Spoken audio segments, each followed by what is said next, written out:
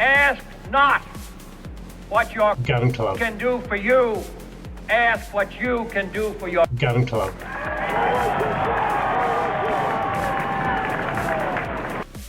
Welcome to the Go Use Australia podcast. It's the podcast for Australian shooters who just want the political interference taken out of shooting. So welcome to another episode of Gun News Australia, brought to you by Politics Reloaded and Gun Traders Australia. The West Australian Parliament, the committee that was looking into the review of the Firearms Act in that state, has now finished its hearings and it's due to report back to government by mid this month, being October. Now, I have already covered a number of the hearings that were held. And these the first few actually are covered in a video which you can see the link to at the top of the screen there. Now, the first group was community safety groups, or that's what they call themselves at least. They include the Alana Madeline Foundation, which really is I have to say, disgracefully hanging off the back of the Port Arthur tragedy to be a anti-gun group. That's what they are. And there were a couple of other groups organisations within that group that spoke as well.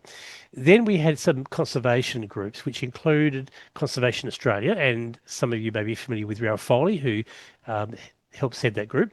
You have the West Australian Field and Game Association, which does some great work in wetlands, and you've also got some departmental representatives. And that went okay. The next group was the health fraternity, which included some doctors and advocates of mental health who, I've got to say, they said the right things, but they failed to make any distinction between legal gun owners and those who don't obey the law. One of those people used the example of a shooter apparently, who beat his wife, and that was a problem, and why this Firearms Act had to be passed, because he was actually on parole at the time. I'm sorry, but if he was on parole at the time, then I would tell you what, he was not a licensed shooter. So what's the point of going after licensed shooters? But we can't tell them that, unfortunately, because they won't listen. Then there were some traditional owner groups, and they came up with some very interesting impacts, some very real impacts on the Indigenous communities. We're talking about a disruption to traditions in what they do. The limitations on juniors to be able to continue hunting, on the whole communities to be able to hunting, the access to mental health facilities out in the bush, all those sort of things came out. And also the uncertainty that the laws have created for some of the groups that actually depend on income from land management. The impacts were absolutely significant, and I'll just hazard a guess to say that I think that they have been told to shut up by the state government. I'm not going to say anything more on that. I don't want to expand too much on that at this point in time. I will later on.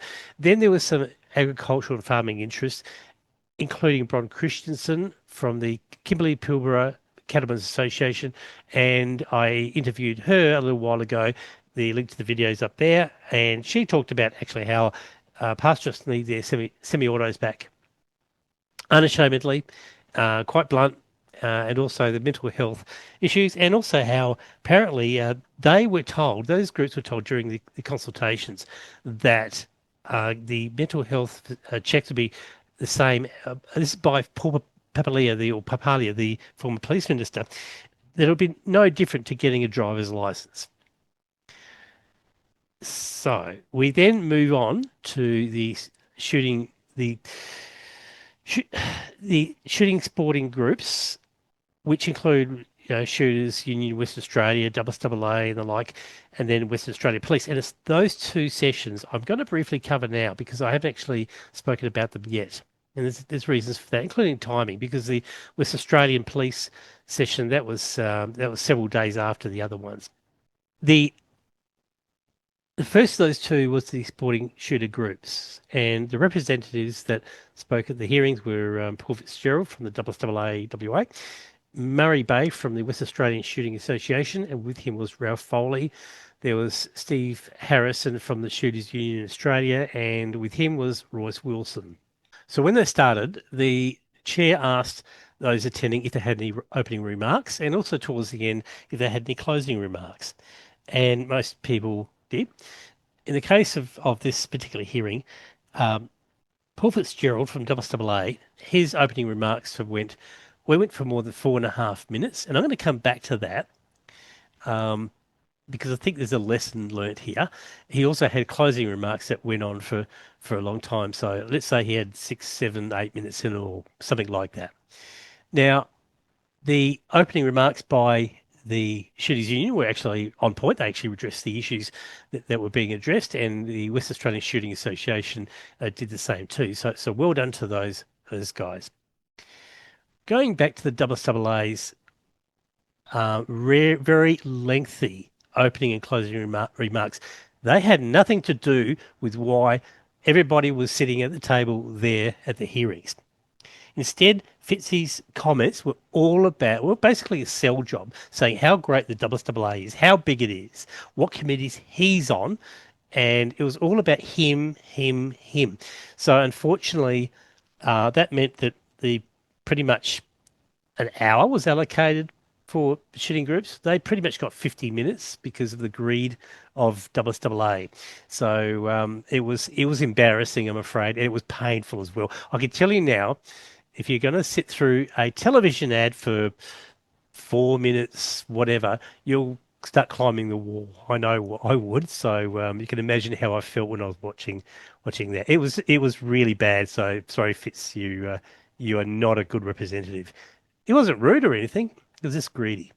Now, the West Australian Shooting Association is actually made up of other organisations. It's actually made up of the pistol groups. There's shotgun, there's small bore rifle. So they actually have a wider reach, I would suggest, than pretty much anybody else who was at the table. They, to their absolute credit, recognise the role of Shooting Australia, which is the funnel that takes shooters from club competitions right through to the Olympics, Commonwealth Games, World Cups. Now, that may not affect the majority of shooters. Most shooters just happy to shoot at a club, go out, plink away, whatever. But if you want to use the mantra of international competition to help defend what we do, you've got to recognise the role of Shooting Australia. So well done, WASA, for doing that. And Murray Bay from WASA, he deserves a special mention because he also demonstrated specific issues with the legislation, and Steve Harrison from Shooters Union was also on message there. So well done to those guys. Show your support for shooting with our mouse pads, which feature pistol, rifle and shotgun shooting, and they come in 2 sizes. There's the regular size, which is 205 by 145mm, and the new large size, which is 230 by 190. And they can be yours for just $20 for the regular size, or $25 for the large, or $7 or $12 if you're a supporter of Politics Reloaded. And all prices include express post delivery. So to get yours, just drop us a line with the size you want and your delivery address to editor@politicsreloaded.com, or use the QR code on the screen. So the committee then moved to the issue of shooters under 18 having licenses, which was raised, as I said, early on by some of the anti-gun groups and other people who don't really understand how shooting works. Murray from the West Australian Shooting Association spoke about the pathway, again, from juniors who get into the sport right through to the fact that they go up to the those top levels.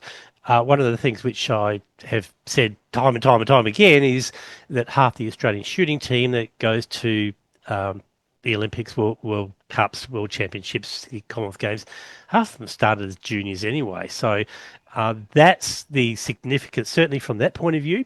There's also obviously issues relating to getting people involved into hunting, and they hunt under supervision. And of course, as I said before, there's the impact on the Indigenous communities that have to be taken into account. One point that I don't think was really made, but it is important for the community to understand, is that getting a license for someone who's under 18 does not equate to ownership of firearms. It's only about the use of firearms, which will be by, a parent, guardian, licensed shooter. Obviously, the guardian has to be licensed anyway. So it's not as though it just doesn't create a risk. The Chief Commissioner for West Australian Police later on, he did a very disgusting thing, I think, and actually pointed to a attempted school shooting in 2023. You might remember the story how a junior was contemplating going into the school and shooting it up.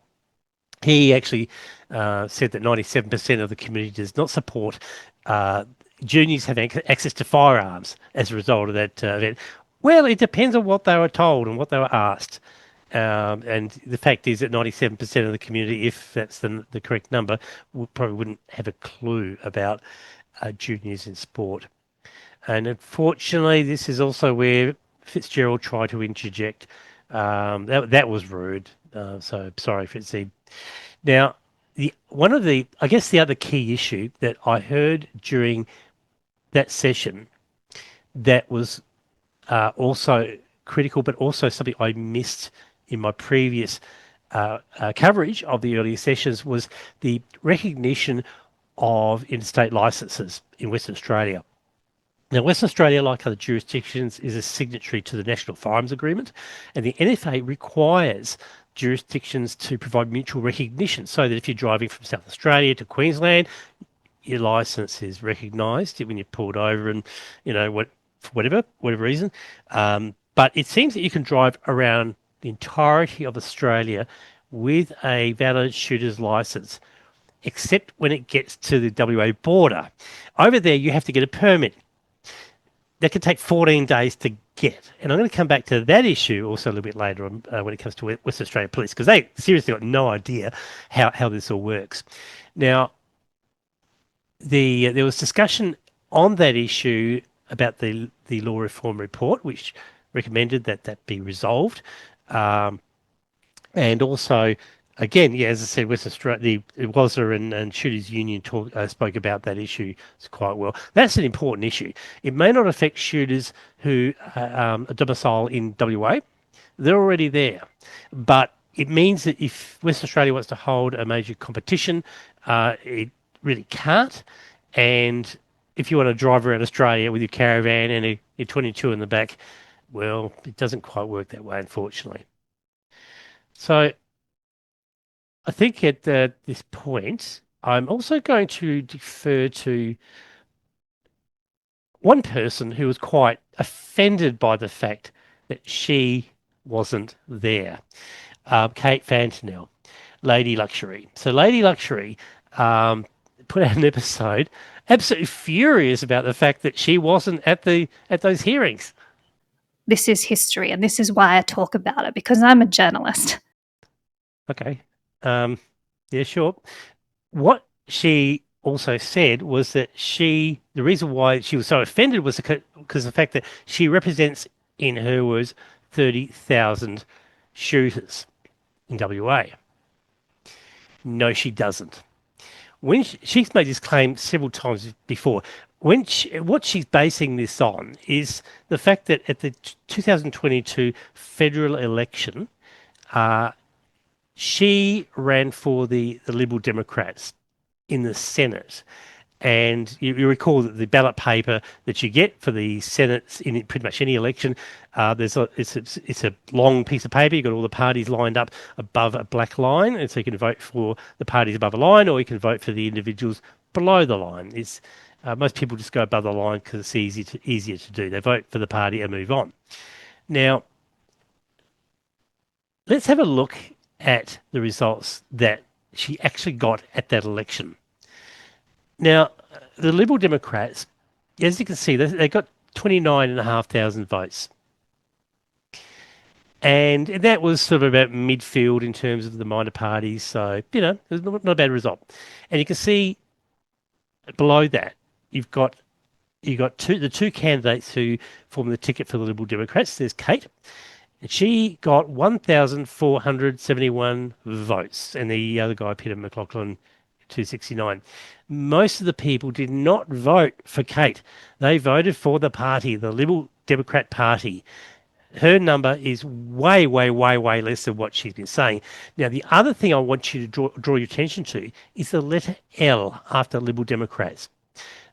I mentioned before the large ballot paper, and you've got the parties lined up from left to right. What they do in the lead up to elections is they do a ballot draw, so that determines the order in which the parties will appear on the ballot paper. It applies to both the big Senate papers and also the smaller papers that you get for your local electorates.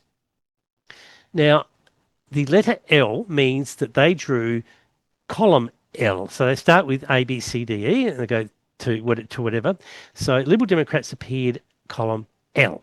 The Liberal Party was in column R. So you would actually, if you looked from left to right across the ballot paper, you would get to Liberal Democrats before you get to the Liberal Party. And the Liberal Party has always had a been its bonnet about the fact that people would genuinely get confused about the parties. They think when they scan them, left to right, oh, there's the Liberals, I'm voting for the Liberal Party, when in fact they're not. They're voting for the Liberal Democrats. So that's where a lot of those votes came from. That the naming issue was challenged, not in time for that election, but it was challenged in 2022, later that year, in the High Court. And so the Liberal Democrats had to change their name to avoid that in the future. They've changed it to the Libertarian Party. I think there's one state, maybe New South Wales, where they're still Liberal Democrats, but that's basically why the Liberal Democrats have done better when they appear before the Liberal Party on a ballot paper. There's also another party, I think, a while ago called Liberals for Forests or something, and they had a similar fate. So that's Kate. Sorry, Kate. Now, before I move on to the next session, which is about the West Australian Police, I'd like to remind you that about 1 in 10 people who watch these episodes on YouTube actually subscribe to the channel. If you subscribe to the channel, and it's free, there's no obligation, what it means is that every time there's an episode that comes out, you'll get notified so you won't miss them. So if you are missing some episodes of Gun News Australia, the easy way to avoid that is you hit the subscribe button. We need to get that number up to, well, it's about 10% at the moment of people who subscribe. So let's get it to 50% or so. Just hit the subscribe button now. Be done with it. Now, the session that followed that, which was the final session for the hearings, was with the West Australian Police. Police Minister Reece Whitby was supposed to attend, but apparently, according to his office, there was an administrative stuff up or something like that, and so he did not appear. So those who showed up were Commissioner Colin Blanche, West Australian Police Commissioner. There was Commander Lawrence Panier, who works in the Firearms Reform Project, Acting Inspector Paul McCourt. So those three got there, and they actually had more time than everyone else. Yeah. So look, the police now. To be fair, there was a lot of deflecting of policy questions away from the police to government, and that's appropriate. Government makes the laws; the police are supposed to implement them, so they shouldn't really speak about policy. And there were times when Col Blanche did that, so I think that was a plus. But he also quite conveniently justified the act on some observations he made, which was not supported by any facts. What he said, for example, was that the types of firearms have changed since 1973. Types of firearms, I would hazard a guess to say that your semi-autos and your autos and your lever actions and all those have been around before he was born, before I was born. So no, that's false.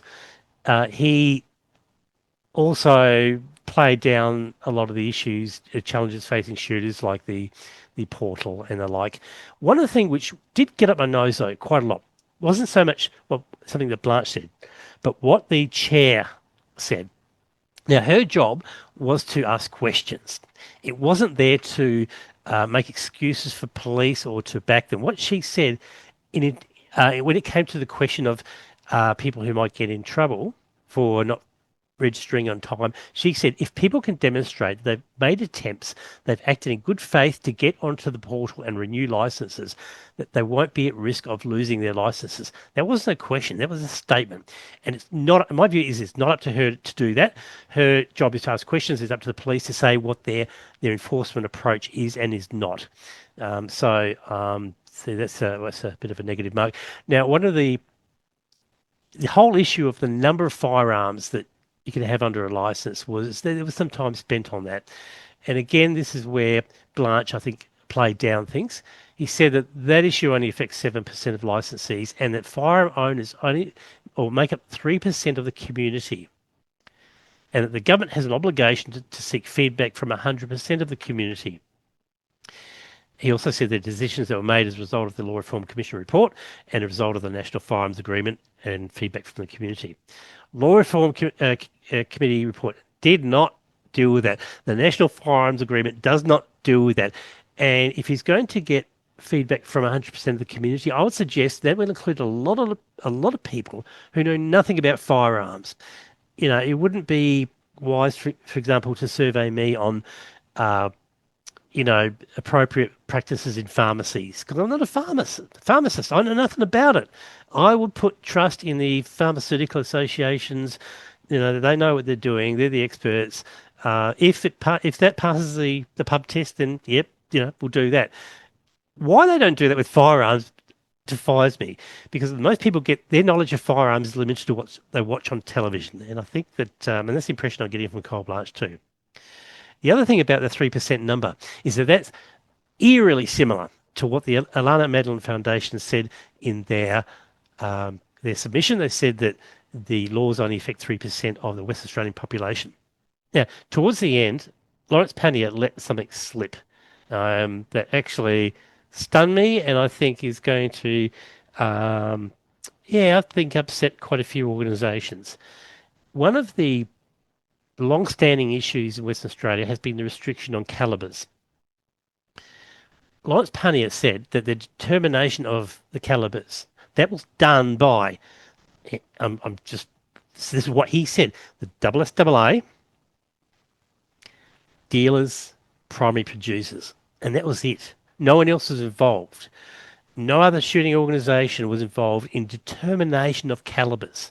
So I have no idea what the SSAA thinks it's doing. It is not representing the shooting community. It's according to what they said, appears to be meeting in the dark with people who are just trying to bind us up in more tape.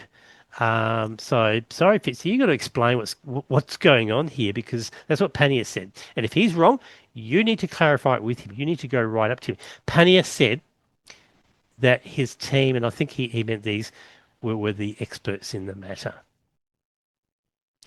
Now, that, the other thing that I got from this is that Chief Commissioner Blanche also spent some time talking about family violence. And he said, we know that firearms are used in a coercive and control situation. And again, this comes back to the point I said before, that remember the example I gave about the person who was on parole at the time? If firearms may well be used in a coercive control situation, but it's not your licensed shooters. And I don't think the committee appreciated the distinction between that. It's a bit like talking about, we talked about pharmaceuticals before. It's a bit like saying that Pablo Escobar is a pharmacist, so therefore you're going to control the pharmaceutical industry. Pablo Escobar wasn't a pharmacist. No, he wasn't. He was just a crook. So really, firearms should be treated the same. And look, there was then other discussion about checks and balances in the system, and the last thing I will cover. I'm going to come back to this long-standing issue about interstate recognition of licenses. Remember I said that before, and I was going to come back to it again? Here it is. Acting Inspector Paul McCord told the committee of the fact that shooters can't come into Western Australia without getting a permit. His words, it's not an issue. And that's when it was confirmed it was 14 days to get a permit. And the chair the same chair that actually, went to bat for the police before, had the audacity to say, we can assume most of the competitions will be organised ahead of time. As if to say, it's no big deal. You just apply for a permit 2 weeks out from coming to, Western Australia. For a start, that's not the point. Western Australia does not comply with the NFA. The second thing is that's a bold assumption to make that people can make their bookings that far in advance. What if you're coming to Western Australia, you're not going to a competition, but you want to hunt? What if you are doing your round the country trip in your caravan with 22 in the back and you want to shoot some bunnies, out back? No, according to what the court and the chair said, you might as well just camp up at on a Streaky Bay for a couple of weeks, put your permit in, then you can cross the border into WA. Not good enough. So, I think in summary, that there were pluses and minuses in the hearings that we heard. There were groups out there that spoke who really have no base, no expertise in what we do. They had their say. We know exactly what they would come up with, but the pluses. So look, the minuses, I think, were they had a platform to stand on. West Australia Police still don't get it, and the chair of the committee, I think, came in quite inappropriately to bat for Western Australia Police along the way. The pluses, though, were the contributions by the, I think some of the earlier shooting groups that spoke before the sporting shooters came in, but certainly the West Australian Shooting Association and Shooters Union of Australia, they deserve special mention. They were on the right issues, they dealt with the right way. I just hope they were listened to. So let's see what happens. I dare say that the report, when it comes out, if you had have asked me about a week ago, I would have been mildly confident that it would have fairly represented the views of the shooting community. I'm now, after hearing the last session in particular, I'm actually not now that confident that it will even do that. But that's okay. I'm here. I'll cover it. And if I have to pull it apart, then I'll do that at the right time. So look, thank you for your time, and we will see you later. Well, I hope you enjoyed this episode of Gun News Australia, and don't forget to subscribe to our YouTube channel. And if you're a supporter through Patreon, you'll get access to early release of the episodes as soon as they're uploaded, as well as the special weekly updates. So to support our work, simply go to patreon.com/Politics Reloaded, or use the QR code on the screen, or see the description in this episode for details.